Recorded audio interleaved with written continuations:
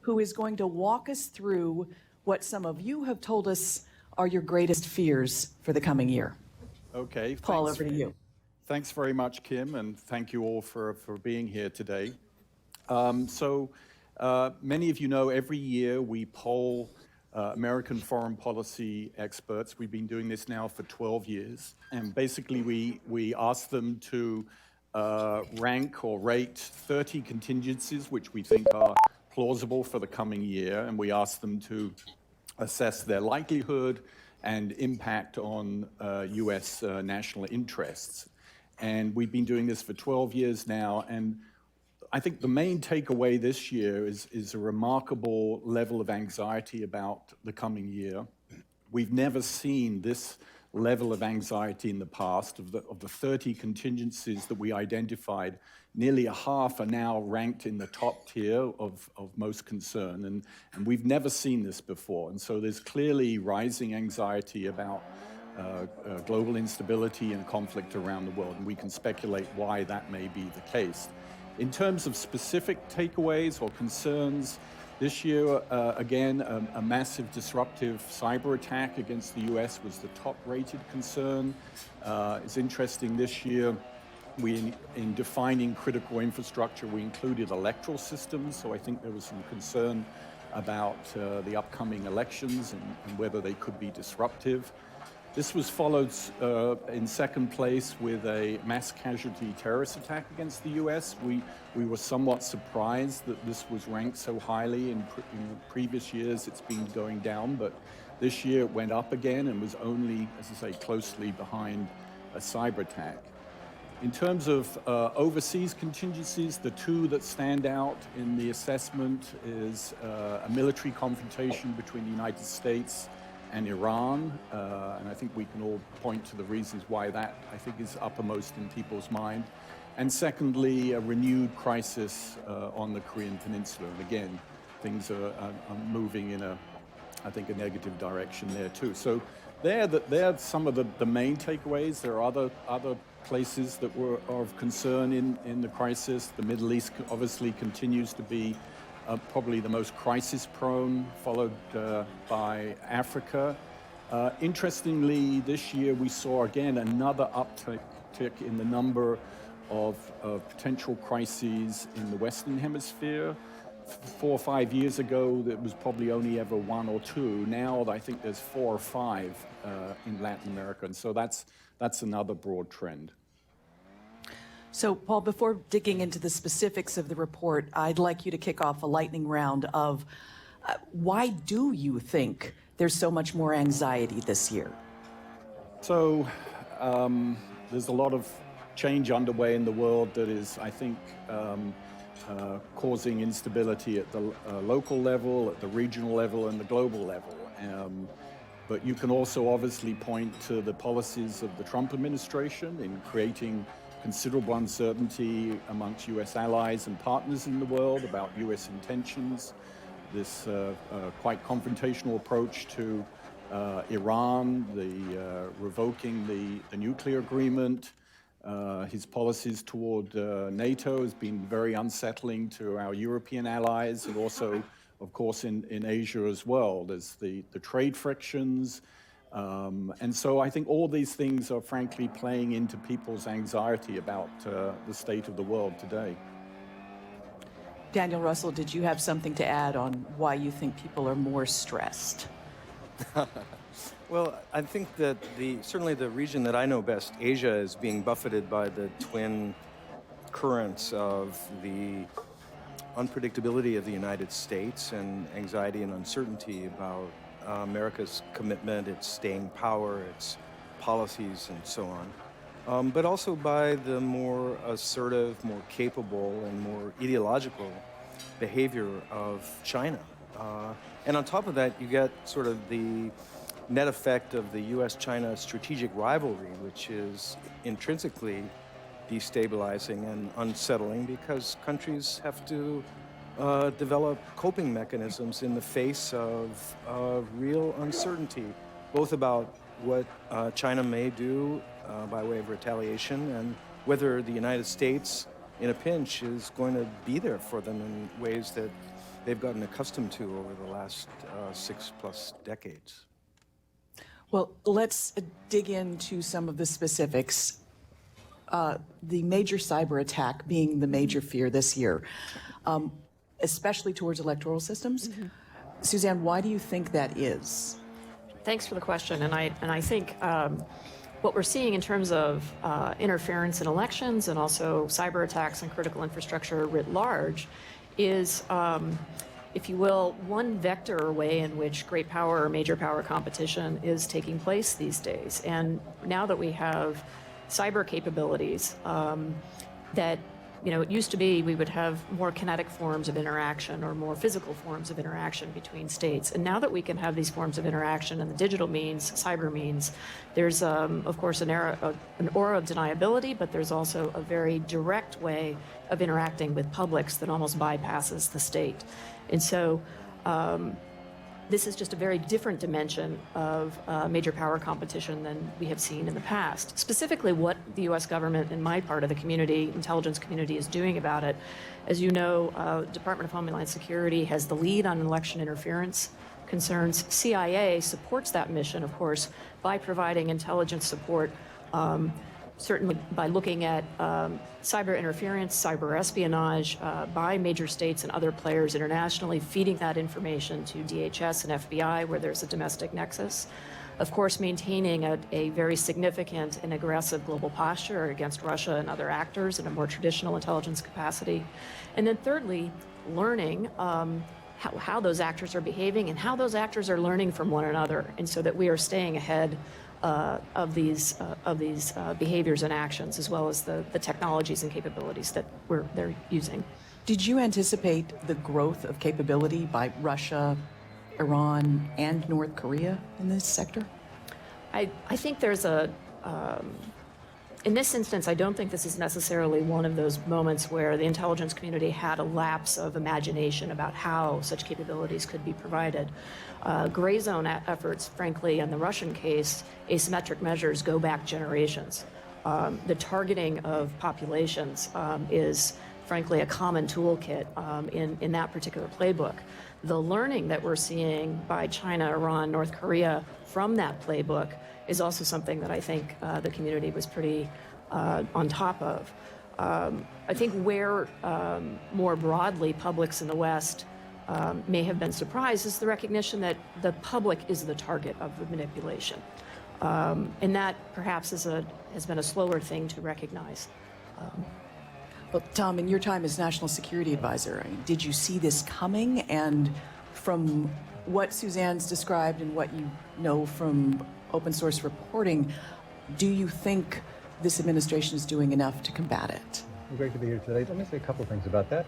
Number one, as Suzanne said, asymmetric conflict or warfare is not a new thing, right, in the world, but it has been supercharged by technology. I think it's the way to think about it. We certainly saw these technologies developing, and we've seen them obviously be able to interact with the principal methods they use, which are on the social media platforms at this point. So I think we've seen it enhanced by technology, and the technology has been obviously increasing at a fast rate. I think we're going to see more challenges, frankly, with respect to this.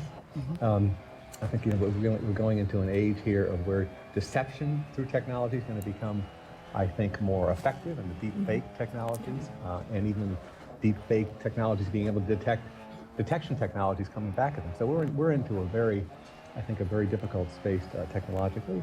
On the cyber challenge generally, and I do think, Paul, I think that probably the reason I think this is at the top is because you did include the 2020 election in the question, which has a lot of focus. We've had the intelligence community with unanimous views on what happened in 2020 and what's likely to happen what happened in 2016, and what's likely to happen in 2020. You had the Mueller report. Again, I think if Bob Mueller were here, he would say the main headline from his report is essentially that we had this pervasive attack in 2016, and we are likely to see it again in 2020.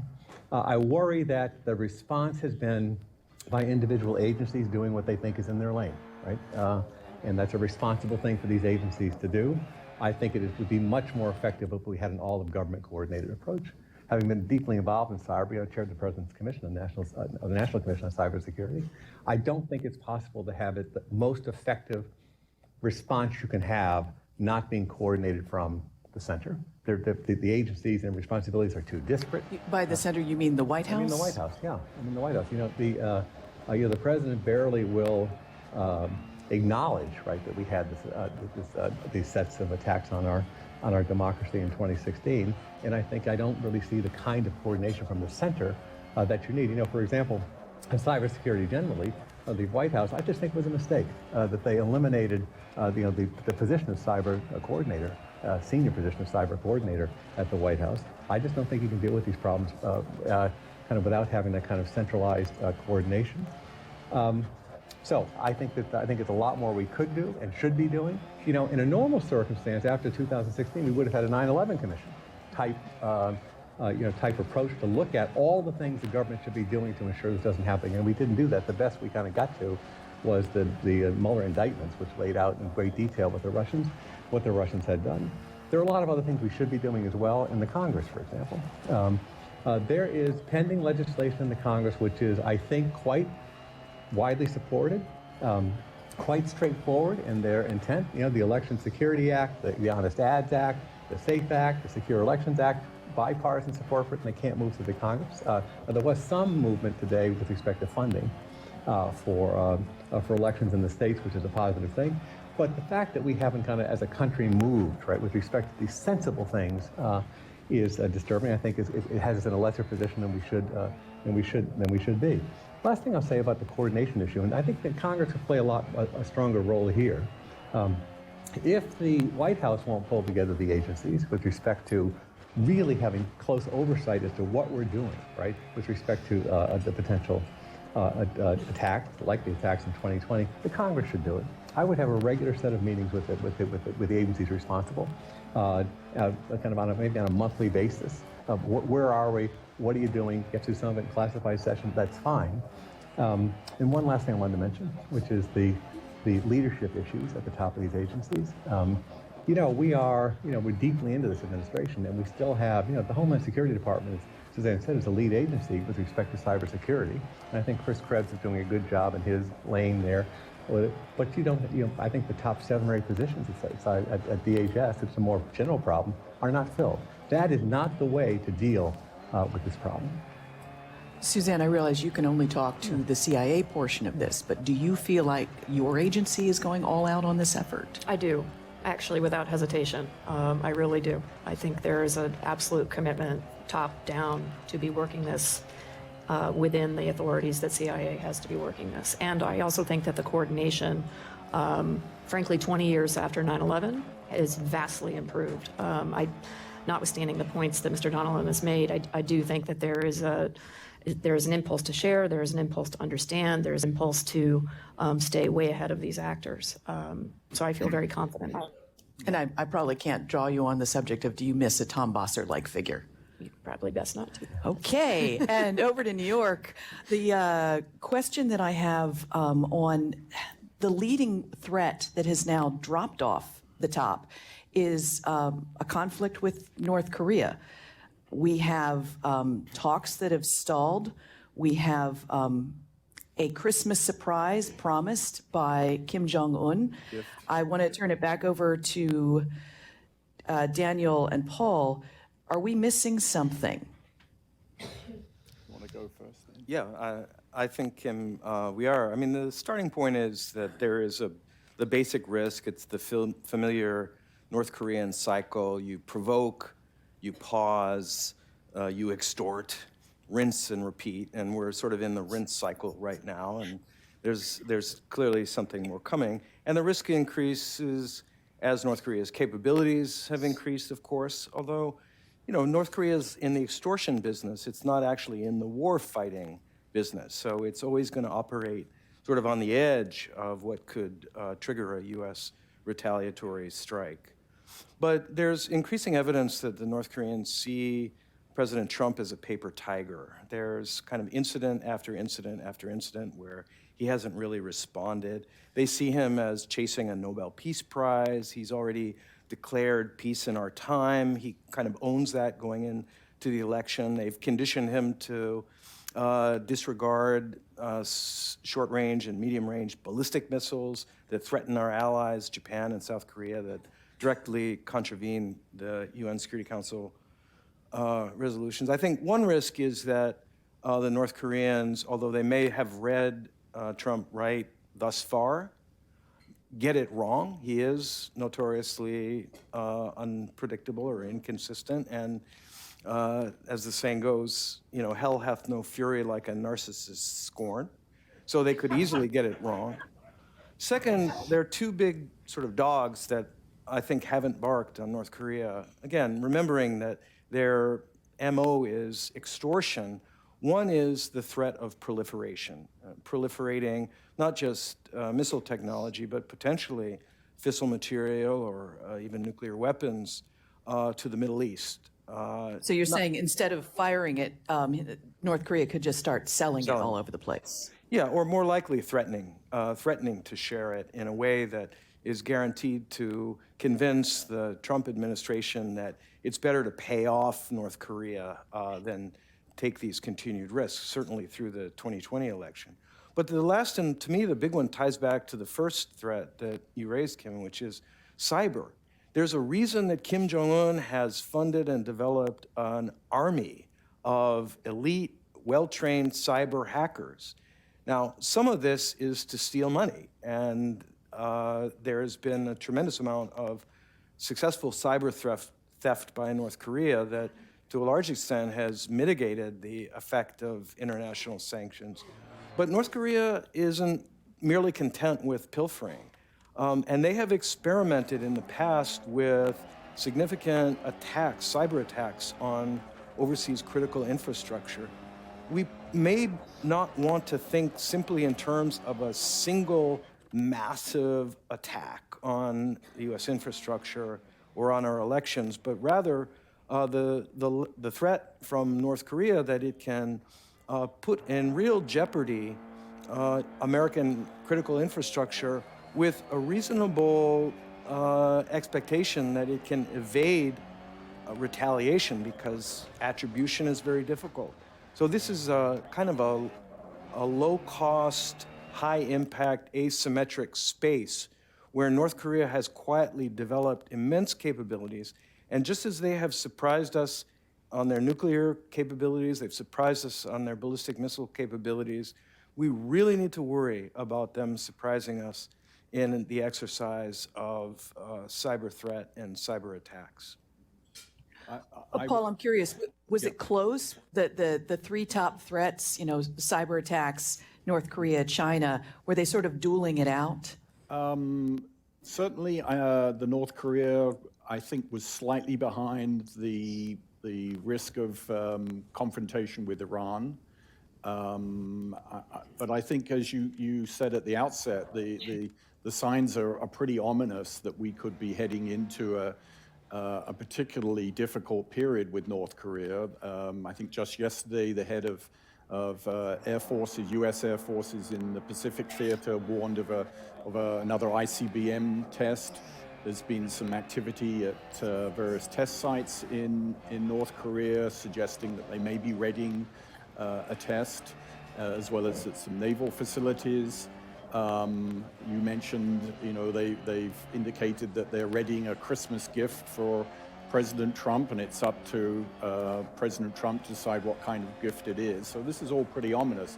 But I'd underscore what Danny said about the cyber threat. We tend to, I think of the threat really coming from either Russia or China, given what's happened in the past. But obviously, North Korea and Iran too has a significant capability in this realm, and it's unclear whether we would know in the heat of a crisis, frankly, where these attacks were coming from. We were just talking about this before lunch, that our ability to attribute where certain attacks are coming from, who's doing it, what their motives are, is pretty murky, frankly, and we wouldn't have an instant readout. And of course, in a crisis, when you're being possibly under attack. There's a pressure to respond, to retaliate. This introduces a very uncertain new dynamic in crisis management, something I think is generally underappreciated. So that lack of attribution or that lack of ability to accurately attribute quickly, do you think that's contributing to the ratcheting up of the anxiety that we could get hit in the United States and not know where to strike back or how? I mean, I think the questions of the technology here in cyber being, I mean, I think Paul is correct in the characterization of cyber and the difficulties in attribution. This is actually something in the NICS Global Trends report from January 2017 we explored in one of the scenarios of what would happen if actually we had two states conflict initiate through cyber means, but neither side able to actually definitively attribute either the perpetrator side to deny it, to be able to convincingly deny that no, didn't do it, and the victim side saying, or to positively identify it, you can very quickly get into a miscalculation situation. And I think, as we try to explain this general anxiety that I think all of us are feeling and sensing, I mean, part of this is some big structural shifts in the international system that have happened, and not just in the last 3 years. Really, the last 20 years, we have seen erosion of norms against the use of violence. We have seen erosion of norms against human rights violations. We've seen the rise of China, resurgent Russia, a West turning inward, stepping back from global responsibilities. And this opens the door, frankly, to regional aggression. And this is why, in that same report from the NIC, and it's broadly shared in the community, that we see the risk of interstate conflict today and in the next few years really being on par with that period that we experienced in the early Cold War, coming out of World War II, before the norms and rules of the post-World War II order had been established. And the U.S.-China rivalry can be thought of in that context as well. We don't have norms and rules and mechanisms for controlling escalation to govern that. And so I think this sort of general angst or zeitgeist that we're feeling right now, I'd turn more to the structural features of this, and of course technology is a key part of it, but they're the big dimensions of the major powers changing their approach to interaction with one another. I agree with that, by the way. Just to comment that just at the top, Paul, why you thought that the anxiety had risen, concern had risen, and we are in the midst of a significant structural change in geopolitics, and the return of great power competition. The post-Cold War period lasted 20 years, 25 years. It was just a snap of the fingers in the course of history, and it's had a very big impact with respect to the world, underappreciated, I think, on a structural level. And technology goes to that, and the U.S. approach goes to it. I want to just follow up on Danny's point on North Korea just for a second. I have a different concern about North Korea. Obviously, there's a concern about a potential conflict and escalation, which we're focused on. I totally agree on the cyber aspect of this. I also think as tensions rise with Iran, that's another cyber threat that we should keep our eyes on. It's a general cyber threat increase. But what I worry about in North Korea, Danny, is the analytical mistake that I think the administration, at least the president, says publicly, things they're making, which is this: that we're not in a rush, that we're not time pressured with respect to North Korea. I just think that's an analytical error for this reason, that as we don't talk and as time goes by, right, almost every element of the North Korea program is progressing, according to all kinds of reports, right? Public reports.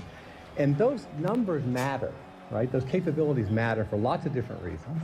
They matter for the reasons around proliferation that Danny mentioned. They matter in terms of dynamics, in terms of survivability of your force going forward.